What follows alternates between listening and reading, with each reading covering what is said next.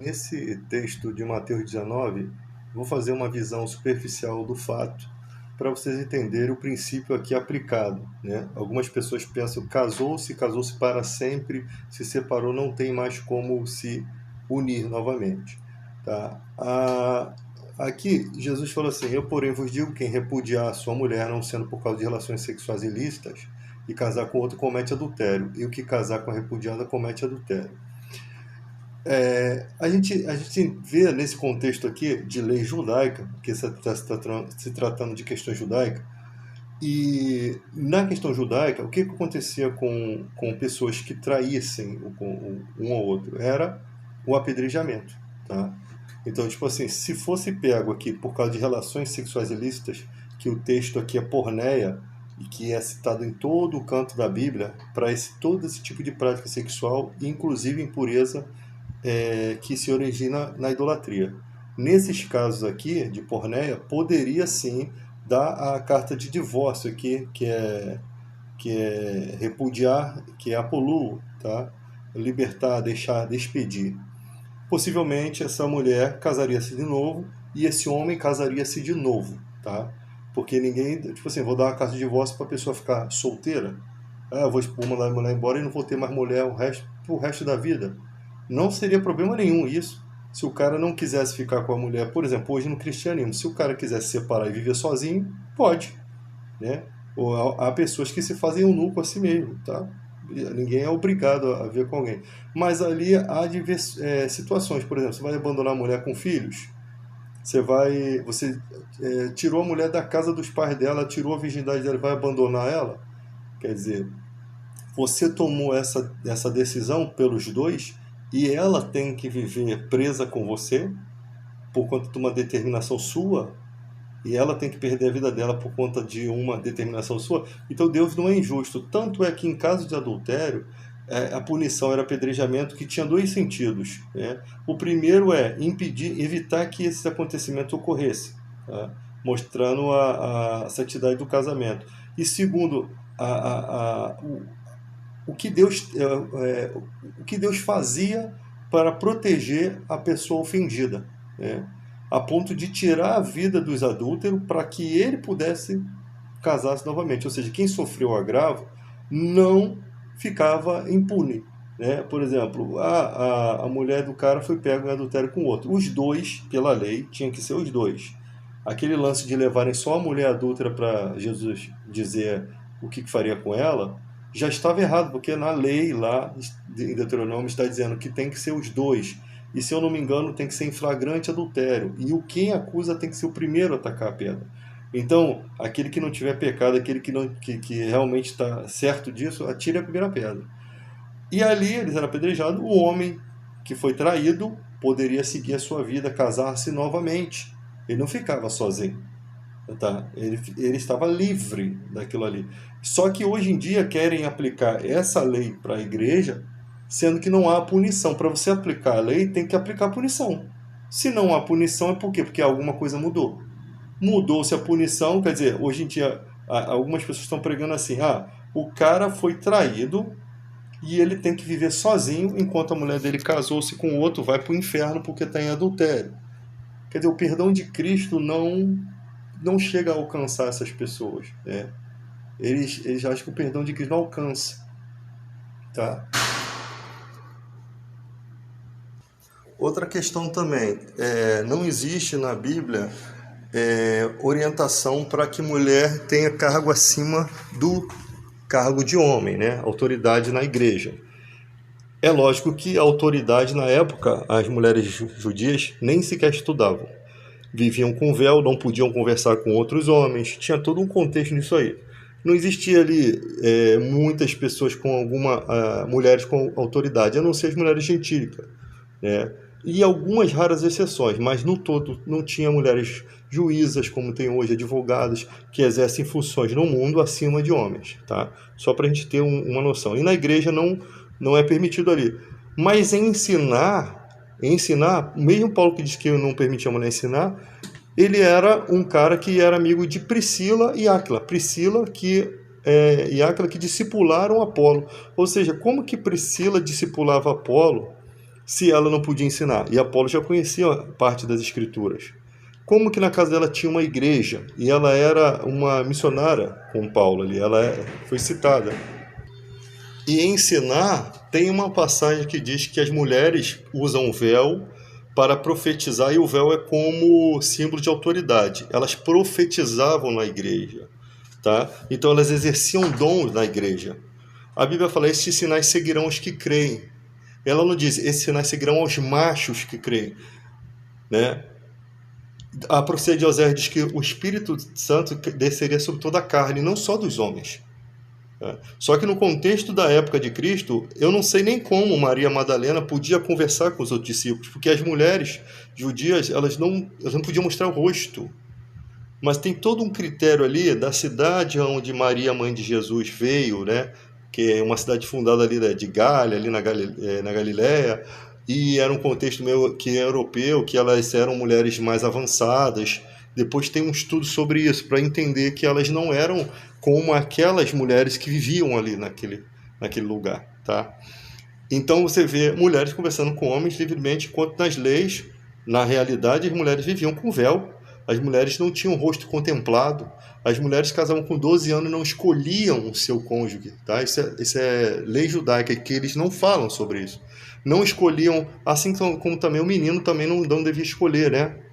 Mas talvez o pai pudesse apresentar: ó, aquela ali é bonita para você. Eles com 13 anos, a mãe não tinha autoridade sobre a criança, o homem na casa não, tá? Eles viam primeiro, porque na cultura judaica um filho homem era muito valioso, né? Então não ter filhos era uma coisa ruim, tem todo um contexto ali. Então as mulheres, elas não estudavam, os homens já sim, tá? Estudavam questões de ensinamentos bíblicos, né? Era de passado de mãe e tal. Enquanto os homens, sim, tinham todo um trâmite de ensinamento pelo pai. Quando pequeno, era ensinado pela mãe, mas quando crescia já começava a ir com o pai para poder entender lá as questões da lei, os trâmites, né? Shabat, todos os trâmites judaicos.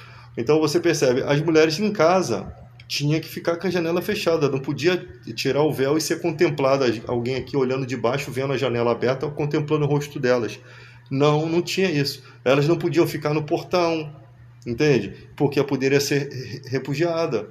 Então, no contexto aqui, vocês têm que entender que mulher, ela, na época de Jesus, tinha muitas injustiças que ocorriam com elas, tá? Isso daí é a parte do judaísmo que as pessoas não contam, né? E as religiões, o islamismo, também são mais ou menos assim. Só o cristianismo que dá mais uma liberdade. Ainda bem, porque senão seria uma religiões mais atrativas, né?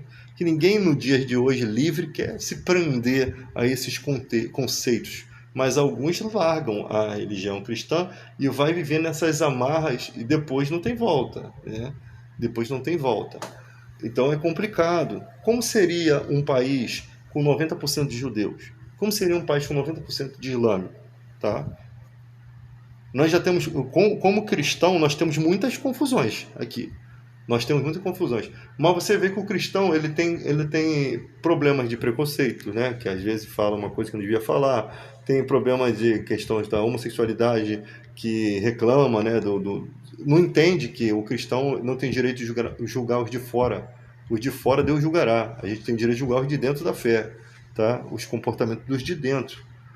Porque esses têm o Espírito Santo. Os de fora Deus julgará. Então não é nosso critério ficar dizendo: o que você acha da minha vida? Quem tem que saber da sua vida é você. Tá?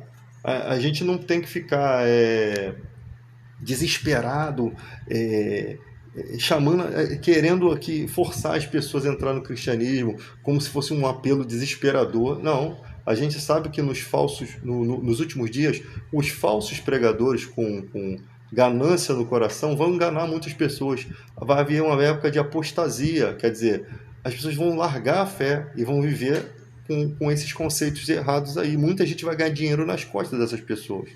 Então isso já está escrito que vai ser dessa forma. Então por que você está preocupado? Nós temos o Espírito Santo. Se o judeu vier para receber o Espírito Santo, ele vai ter o quê? Conhecimento do pecado, da justiça e do juízo. O coração dele vai ser transformado em nova criatura e os conceitos de lei, a maior parte deles vão cair por terra. os da obrigatoriedade, tá? Então o cara como judeu ele vai continuar fazendo práticas judaicas, mas não totalmente como os judeus ortodoxos, né? Então ele vai continuar fazendo práticas judaicas, sim, porque ele é um judeu, tá? Mas ele não rituais como circuncisão ele não precisa, se quiser fazer faz, mas não terá mais poder, porque o coração dele foi liberto daquele conceito que mudou, tá? Agora, quem continua na prática da lei pode viver ali tranquilamente, vai viver pela lei, vai perder os atributos do Espírito Santo, não vai ter, não vai conhecer o poder do nome de Jesus, não vai acreditar no poder do Espírito Santo, não vai entender boa parte do que Jesus, do Messias já veio, né? Vai ficar cego quanto a isso. Então, quando Deus liberta, se o Filho libertar, verdadeiramente serei livre. Não cabe a nós julgar se vai ou não vai ser liberto. Isso aí é questão de Deus, tá? A gente só tem que liberar o poder, que o poder está na palavra. Pregando, vai haver não aceitação? Vai, lógico, lógico. Agora, na questão do cristão, as pessoas provocam, fazem isso, fazem aquilo, só que a gente não toma nenhuma forma de violência contra, tá? Eu vejo que os cristãos de hoje, alguns são meio agressivos, né? Querem armamento, política de armamentício o cara apoia, então alguns são cristãos violentos. Só que a Bíblia fala que é em paz que se semeia o fruto da justiça. Pô, se os homens aceitaram morrer, cara, pô, quantas vezes Paulo foi apedrejado? Os homens aceitaram morrer cerrados ao meio. Na época de Paulo, Paulo queria que o pessoal ficasse solteiro, mas não era uma obrigação, mas por conta da presente tribulação, né? O Coliseu lá brincando com os cristãos, jogando cristão por leões, fazendo atrocidades, né? E você ter família nesse contexto seria muito triste. Eu não gostaria de ter filho, botar um filho no mundo para sofrer e eu sofrer junto. É melhor que você sozinho viva ali até que você ganhe uma oportunidade de ir para algum lugar que você possa constituir sua família. Então era isso que Paulo estava dizendo ali. Então uma mulher não pode ensinar. Ensinar sim pode. O Espírito Santo ir por todo mundo e pregar o Evangelho. Não disse ide os machos pelo mundo e pregar o Evangelho. Só que no contexto, por que Jesus mandava de 2 em 2 e eram homens? Porque as mulheres judias não iam fazer aquilo. Naquele contexto lá, as mulheres não podiam ir de casa em casa. Isso não era permitido, ainda mais saindo dos ramos de Israel ali para a cidade gentílica. Isso não ia acontecer, né? Vinho velho com vinho novo é diferente. Então, tipo assim, mulheres não vão bater de porta em porta porque pode acontecer alguma coisa, algum abuso, entendeu? Então, não que elas não possam pregar o evangelho, mas elas serem enviadas assim como os homens, não vai acontecer. Olha a diferença, você enviar 2 homens numa viagem missionária para pregar o evangelho ou você enviar 2 mulheres, entende? Então a questão do homem ali é nesse sentido, a prioridade aqui vem o homem, enquanto as mulheres deles, que os que fossem casados, né, ficavam em casa cuidando da família e eles iam pelo mundo pregando o evangelho. Mas a Bíblia mesmo fala, esse está dividido entre o lar e a pregação. Já os solteiros são desimpedidos, então eles podem ir, mas dentro da dispensação do Espírito Santo. Você não vai dizer igual o garoto foi lá na tribo indígena, vou pregar o evangelho para ele, a toda criatura chegou lá, morreu. Por quê? Porque não foi direcionado pelo Espírito Santo. Quantas vezes você vê Paulo querendo ir para tal lugar e o Espírito Santo dizendo que não era para ir, que era para ir para outro lugar? Porque é para ir para onde o Espírito Santo conduz, aonde o Espírito Santo vai lá, que você vai, sua vida será guardada. Você vê muito isso na Bíblia. Vai lá, podia acontecer o que for, ele podia ser apedrejado, podia ser agredido, podia acontecer o que for, mas a vida dele estava resguardada porque Deus resguardou, porque Deus tinha um propósito de abrir o coração de alguns ali e já tinha plano de escape. Então não é sair por aí e fazer de qualquer maneira, não. Muitas vezes, Paulo uma vez não queria, ele foi rebelde, que queria ir por um lugar e os profetas dizendo, não vá, porque ali não existe independência do cristianismo. Eu sou missionário, eu que mando. Não existe essa independência. A igreja depende da outra, são vários membros, né, de um só corpo. Então os profetas, cara, não vai, olha o que eles vão fazer contigo, eles vão te amarrar, você vai ser preso. Aí desceram ele pela cesta, né, com a cesta por uma ribanceira, para que ele não fosse morto. Se ele fosse para aquela cidade que ele queria e fosse rebelde ao que o Espírito Santo estava falando pela boca dos profetas, ele iria morrer. Inclusive, quem direcionou eles para a obra foi, através de oração da igreja, que o Espírito Santo mandou separar ele e Barnabé para a obra. Tá? acho que era Barnabé, separou eles dois para a obra que Deus tinha chamado. Então tem que ter separado, tem que ser separado, tem que ter confirmação, tem que ter autoridade eclesiástica sobre você. Hoje em dia, cara, eles querem formar igreja sem autoridade eclesiástica. Qualquer um quer ser igreja do TikTok, com meta de ganhando dinheiro. Quando o TikTok parar de pagar, você vai ver muita gente deixando de pregar, porque só pregam por dinheiro, tem meta de live, essas coisas todas. Aí fica naqueles assuntos polêmicos, você logo percebe que não tem compromisso com Bíblia nenhum. O compromisso deles é querer notoriedade, querer aparecer, aí vem sempre com argumentos como se fosse diferenciado da igreja tradicional, não, que a igreja tradicional está toda errada, que eu que prego a verdade. Aí você vai sondando, como a gente é uma só fé e um só espírito, tudo que é errado cai por terra. A mentira pode ser contada várias vezes e ela pode até se tornar uma verdade, mas uma hora ela cai por terra. Mas a verdade prevalece para sempre. Tá? E só que esses caras vão só acumulando vergonha. Vão só acumulando vergonha. O pior é que quando descobre a verdade, não tem cara de ir lá e dizer que estavam errados. Isso é falta de autenticidade. Tá? Então aqui, o questionamento aqui de Jesus é: estavam mandando a mulher embora por qualquer motivo, e se eles tivessem a certeza do que estavam fazendo, não estavam questionando se é Jesus. Tá? E eles falam que Moisés mandou da casa de divórcio. Jesus falou: não, por causa da dureza do vosso coração é que Moisés permitiu repudiar vossas mulheres. Permitiu. Ele não mandou. Os caras aqui no versículo 7 dizem: porque mandou então Moisés da casa de divórcio a repudiar. Eles estavam querendo colocar palavras na boca de Jesus, palavras na boca de Moisés. Jesus falou: não, Moisés, por causa do vosso coração, que Moisés vos permitiu. Aí tem gente que quer inventar o que é essa dureza do coração de Moisés. O texto é bem nítido, essa dureza está relacionada ao comportamento deles em relação a mulheres. Ou seja, eles mandavam embora por qualquer motivo. Eles, tipo assim, eles já estavam fazendo aquilo, eles queriam a opinião de Jesus, ou para causar polêmica, ou alguns talvez achassem que aquilo ali não estava certo, tá? E foram questionar Jesus por que Moisés então mandou. E Jesus falou: não, Moisés não mandou, ele permitiu. Mandar é uma ordenança. Permitir, por algum motivo, é outra questão totalmente diferente. Jesus não deixou com que as palavras fossem colocadas dentro da boca dele. Então ele permitiu por causa da dureza do vosso coração. Eu, porém, vos digo: quem repudiar, mandar embora sua mulher, não sendo por causa de porneia, ou seja, por causa de porneia, que são relações sexuais ilícitas, tudo isso aqui que vocês estão vendo em tela, tá? Poderia repudiar. E o que acontecia com essa repudiada? Cara, eu não sei se ele dava a carta de divórcio, porque se ele mandasse ela embora, ele está preso no documento, não poderiam casar com ela, possivelmente ele daria a carta de divórcio, ou ele poderia se casar porque não foi ele que cometeu o agravo e ela não, ou os dois poderiam se casar, tá? Porque lá em Deuteronômio 24, aqui você vê uma mulher passando de uma mão para outra.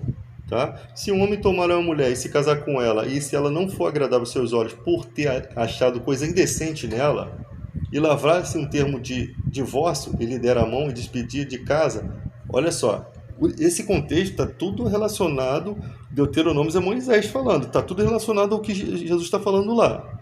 É um contexto do que Jesus está falando lá, tá? Quando Moisés dá a carta de divórcio, está tudo aplicado aqui também em Deuteronômio. Então, quando ele não achou coisa agradável, é porneia. Ele não achou uma coisa agradável aos olhos, é uma coisa indecente, tá? Que tem outra palavra aqui, deixa eu ver aqui, não é isso aqui. Aqui, alguma coisa vergonhosa, né? Que também está enquadrado dentro de porneia lá. Uma prática sexual ilícita, um comportamento homossexual seria considerado uma coisa indecente. E se lavrar um termo de divórcio, ou seja, ele lavrava, se lhe lavrar o termo de divórcio, despedia ela despedia de casa, ela saindo de sua casa for casar com outro homem, ou seja, ela saía com a carta de divórcio e casava com outro homem. E ele também casava com outra mulher, porque ele dava a carta de divórcio para ele se libertar dela, entendeu? E se este aborrecer ele lavrar o termo de divórcio, lhe der a mão e despedir de sua casa, ou se este último homem que tomou para si mulher veio a morrer, ou seja, ela casou-se com outro, esse também se aborreceu dela, também lavrou um termo de divórcio, ou seja, segundo divórcio aqui, tá? despediu ela da casa. Esse último homem tomou para si, ou se ele morrer, né, ou se acontecer dele dar o caso de divórcio, ou se ele morrer, ela não pode voltar para o primeiro marido. Não pode voltar, tá? Então você percebe que a mulher voltava e era divorciada, casava-se novamente, tá? O homem possivelmente também. Então ali no caso ele achou uma coisa que realmente podia lhe dar a carta de divórcio, tá? Ele podia inventar essa história? Sim, podia inventar. Mas só que diante de Deus ele estaria condenado, tá? Ele poderia enganar na lei? Podia. Mas diante de Deus ele está fazendo uma coisa maus olhos, porque ele tirou a mulher de dentro da casa dos pais, pagou o dote, a mulher com 12 anos, não escolheu ele como marido, tá? Talvez pode ter gerado filho, aí mandou a mulher embora. Quer dizer, ele foi injusto. Diante de Deus, a injustiça continua, mesmo que ninguém saiba, tá? O pecado dele continua. Eu, porém, vos digo que quem repudiar sua mulher, não sendo por causa de relações sexuais ilícitas, tá? E casar com outro comete adultério. O que casar com a repudiada comete adultério. Ou seja, ele mandava embora sem a carta de divórcio, tá? Mandou só embora. Quem casasse com ela cometia adultério. Os dois estariam em adultério. Nesse caso, seriam apedrejados, tá? Só que não funcionava assim. Isso não acontecia. No momento que ele mandou ela embora sem a carta de divórcio e ele casou com outra, ele também está em adultério porque não tem documento de divórcio. Ele também seria apedrejado. Agora, se ele por treta conseguiu o documento de divórcio, ela casava-se com outro, ele também. Só que diante de Deus estariam errados. Por quê? Porque ele repudiou ela sem motivo algum. Se houvesse motivo para o repúdio, tá? Agora a gente entende lá que mesmo ela tendo, mesmo tendo sido encontrada nela coisa vergonhosa, ela pegava a carta de divórcio e casava-se com outro. Isso está bem explícito lá. E ele também possivelmente casava-se com outra, né? Porque ele deu a carta de divórcio e ele podia casar com outra. É como se não tivesse nenhum casamento ali, não tivesse nenhum documento ali mais, obrigando eles a viverem juntos. Então ele, mandando embora de qualquer forma, sem ter nenhuma coisa, alguma grave, ele estaria cometendo adultério. E quem casasse com ele seria o quê? Apedrejado, e ela estaria livre. É isso que ele não entende. E a mulher não tinha direito de pedir carta de divórcio só em raras exceções, porque não era direito da mulher, era um direito mais do homem. Tá? Então, para ela se libertar do cara, era complicado. Aí eu te falo, na época da lei, se o cara mandasse a mulher embora, tá? Mandasse a mulher embora. E mandasse a mulher embora não, se a mulher adulterasse, um exemplo, que era muito difícil, era mais fácil o homem adulterar ali. Mulher casava virgem, coitada, novidade, primeiro casamento, é difícil mesmo, mas poderia acontecer. Era ela e o cara apedrejado, e ele ficava livre pela lei de casar de novo. Só que querem aplicar essa lei hoje, só que querem aplicar, e quem é a vítima? Quem é injustiçado? Quem sofre o agravo? Pô, se no caso quem traiu sofria a punição a ponto de Deus considerar sem chance de vida, somente para proteger a santidade do casamento e para proteger também o que foi vítima, e para poder neutralizar esse tipo de comportamento por conta do temor, hoje não havendo esse apedrejamento, então, por exemplo, o cara foi traído, já que não ocorre o apedrejamento, ele está livre. Por quê? Porque se houvesse apedrejamento de quem traiu, ele estaria livre. Mas como não há e a gente vive pela graça, também não é justo que ele fique vivendo do agravo. Ele não, entende? Não tem como ele viver o agravo, porque ele sofreu a agressão.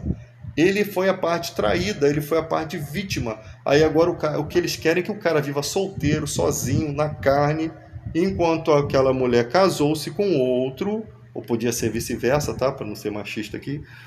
E ela tá lá com casamento, com tudo, vivendo. Cara, no cristianismo, ela errou. Lá na frente não tem como voltar, não tem como restaurar esse casamento, não tem como voltar novamente porque já se contaminou, não tem como restituir, tá? Perdão, arrependimento e segue a vida, vai e não peques mais. Tá casada? Viva bem. A incircuncisão se torna circuncisão quando começam a praticar o bem. Isso é o propósito do arrependimento, do perdão. Isso combina mais, porque quando Jesus fala que os pecados serão perdoados em meu nome, não existe uma exceção de pecados, tá? Qualquer pecado pode ser perdoado, basta o arrependimento. Aí o cara fala assim, mas se for assim, então todo mundo vai fazer, irmão, só o espírito de ser vergonhice já mostra que não funcionou o perdão. O perdão é seguido de arrependimento. E arrependimento você nem precisa sentir muitas vezes. Você só precisa reconhecer que você praticou errado. E aquele que pratica o bem, que larga o pecado, deixa, alcança a misericórdia. Aquele que confessa os seus pecados e deixa, alcançará a misericórdia. Ou seja, qual pecado? Adulterei, cara, vivi uma vida, prejudiquei a vida daquela pessoa. Pai, me perdoa. Não pode perdoar? E agora o que eu faço? Agora eu vou seguir uma vida reta. Casei-me com uma serva de Deus, vou constituir família, vou ser fiel. Não é isso que Deus quer? Não é isso? A palavra arrependimento é você voltar a praticar boas obras ou você deixar o pecado? Que mal que tem nisso? Tá? Que mal que tem nisso? Você não tem como voltar. O teu cônjuge já casou com outro, não tem como mais unir. Ou você vai viver... Você então tipo assim, se aquela pessoa não viver solteira, ela está no inferno. Então os judeus todos estão, a maior parte está no inferno, porque desde o primeiro século, pela Mishnah, né, pela uma das vertentes do Talmud ali, que é a Mishnah, a forma oral de ensinamento, estavam lascados. Quando Paulo vai falar para a igreja, né, havia a questões que não foram tratadas por Jesus. Paulo cita a Mishnah. Quando o irmão descrente que tem mulher, o irmão crente que tem mulher descrente, não se aparte. Ou a mulher crente que tem marido descrente, não se aparte. O convívio santifica o casamento, os filhos são purificados ali. Mas se o descrente quiser se apartar, que se aparte. Todavia, o irmão cristão não está sujeito à servidão, porque Deus o chamou à paz. Ele usa um texto da Mishnah, e em Coríntios, ali onde cita isso, acho que é 1 Coríntios 9, 6, alguma coisa assim, havia uma sinagoga onde um dos mestres se converteu ao cristianismo. Então, possivelmente, ele passou esses ensinamentos, né? Os ensinamentos rabínicos do primeiro século a respeito de várias questões, inclusive de casamento, divórcio e tal. Os judeus se divorciam. Se uma mulher encontrar homossexualidade no marido, se o marido espancar a mulher, se a mulher sofrer qualquer agravo, ela hoje em dia pede a carta de divórcio. Tá? Hoje em dia não é como antigamente, que em raras exceções ela conseguiria isso. Naquela época só os homens, na maior parte, davam carta de divórcio. Então você percebe que as coisas mudaram. Tá? Então, quando na época de Paulo as coisas já estavam alteradas. Como que um irmão cristão se converte ao evangelho, sofre o agravo de quê? A esposa foi embora porque ela não quer ser cristã. Porque talvez ela fosse expulsa da sinagoga simplesmente pelo fato de ser cristã, perdia todo o contato com a comunidade judaica da época. Então, era um prejuízo grande. Tá? E da carta de divórcio aqui também causava prejuízo porque eles tinham que dar o dote para a pessoa, tá? Para a mulher ir embora. Tinha que dividir a herança, o dinheirinho ali. Não era por isso que eles não queriam dar carta de divórcio. Então, na época de Paulo ali, dois gentios, não estou falando nem mais de judeus, também tinha judeus, mas falando de gentios. Qual é que vai acontecer com a gente? Um se converter, outro não. Paulo, isso não tem na Bíblia, mas Paulo fala que santifica o casamento. De onde ele tirou isso? Da ideia de que Deus, se crer em Deus, salva tua casa. Da ideia de que Deus tem plano. Se Deus chamou, né, ele tem um plano. Aí agora, esse irmão cristão não está sujeito a servidão porque Deus o chamou a paz. Seria paz o cara ter perdido a mulher vai embora, e agora o cara tem que viver sozinho na carne, sofrendo? Seria paz isso? Isso não seria paz. Isso seria tragédia. A mulher do cara foi embora porque o cara se converteu. O cara agora é obrigado a viver viver na carne, sem poder ter uma esposa, sem poder ter uma companheira, sem poder ter filhos, sem poder ter nada. Isso daí é se chamar a paz? Não. Chamar a paz é o cara, bom, ela foi embora porque ela quis, eu estou aqui disponível. A mulher casou com outro, estou livre. Ela casou com outro, já não estou preso mais à lei. Aí eu vou e caso com uma pessoa de Deus e sigo minha vida reta. Qual é o erro que tem nisso? Isso se conforma muito mais com justiça de Deus, com justiça social, do que essas presepadas que esse pessoal legalista está pregando aí. Eu espero que tenha esclarecido bem isso aqui, porque isso aqui é muito simples, mas só os tolos que querem ganhar dinheiro na internet que não entendem isso, porque a sabedoria é reservada para os retos, aquele que tem compromisso e retidão com a palavra, que não querem ganhar dinheiro seu por conta da palavra, e que não querem notoriedade sua. Não vou ficar falando coisa para aguçar os seus ouvidos para poder ganhar notoriedade, não. Prefiro que ninguém me considere como nada.